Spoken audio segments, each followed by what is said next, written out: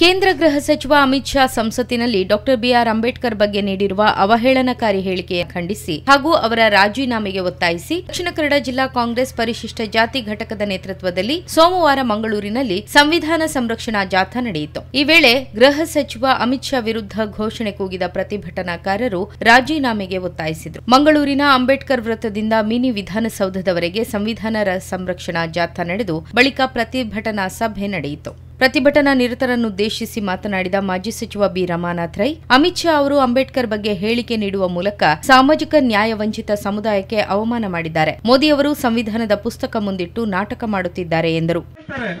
ಸಬ್ಕಾ ಸಾಥ್ ಸಬ್ಕಾ ವಿಕಾಸ್ ಇದರ ಅರ್ಥ ಏನು ಅಂತ ಹೇಳಿದ್ರೆ ಅವರು ಪ್ರಶ್ನೆ ಮಾಡಬೇಕಾಗಿದೆ, ಉತ್ತರ ಕೊಡಬೇಕಾಗಿದೆ. ಇವತ್ತು ಸಬ್ಕಾ ಸಾಥ್ ಸಬ್ಕಾ ವಿಕಾಸ್ ಅವರ ಮನಸ್ಸಲ್ಲಿ ಇದೆಯಾ? ಅವರು ಸಬ್ಕಾ ಸಾಥ್ ಸಬ್ಕಾ ವಿಕಾಸ್ ಇವತ್ತು ಸಮಾಜದ ಎಲ್ಲ ವರ್ಗ ಜನರ ಜೊತೆ ಸಮಾನತೆ ಇಲ್ಲ. ಅವರಲ್ಲಿ ಅಸಮಾನತೆ, ನಮ್ಮ ಸಮಾಜದಲ್ಲಿ ಅಸಮಾನತೆಗೆ ಪುಷ್ಟಿ ಕೊಡ್ತಕ್ಕಂಥವ್ರು ಯಾರು ಅನ್ನೋದನ್ನು ನಾವು ಅರ್ಥ ಮಾಡಬೇಕಾಗಿದೆ.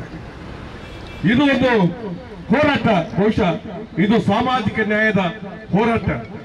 ಪದ್ಮರಾಜ್ ಆರ್ ಪೂಜಾರಿ ಮಾತನಾಡಿ, ಕಾಂಗ್ರೆಸ್ ಪಕ್ಷ ಸಾಮಾಜಿಕ ನ್ಯಾಯದ ಪರ ಹೋರಾಟ ಮಾಡುತ್ತದೆ. ಸಂವಿಧಾನ ರಕ್ಷಣೆ ಮಾಡುವ ಜವಾಬ್ದಾರಿ ನಮ್ಮದು. ಅಮಿತ್ ಶಾ ರಾಜೀನಾಮೆ ನೀಡುವ ತನಕ ನಮ್ಮ ಹೋರಾಟ ನಿಲ್ಲದು ಎಂದರು. ಪಕ್ಷ ಯಾವತ್ತಿದ್ರೂ ಸಾಮಾಜಿಕ ನ್ಯಾಯದ ಪರವಾಗಿದ್ದಂತ ಪಕ್ಷ.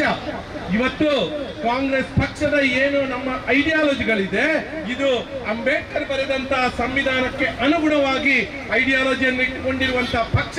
ಖಂಡಿತವಾಗ್ಲೂ ಅಂಬೇಡ್ಕರ್ ಅವರ ನಿತ್ಯ ಸ್ಮರಣೆ ಪ್ರತಿನಿತ್ಯ ಮಾಡುತ್ತೆ.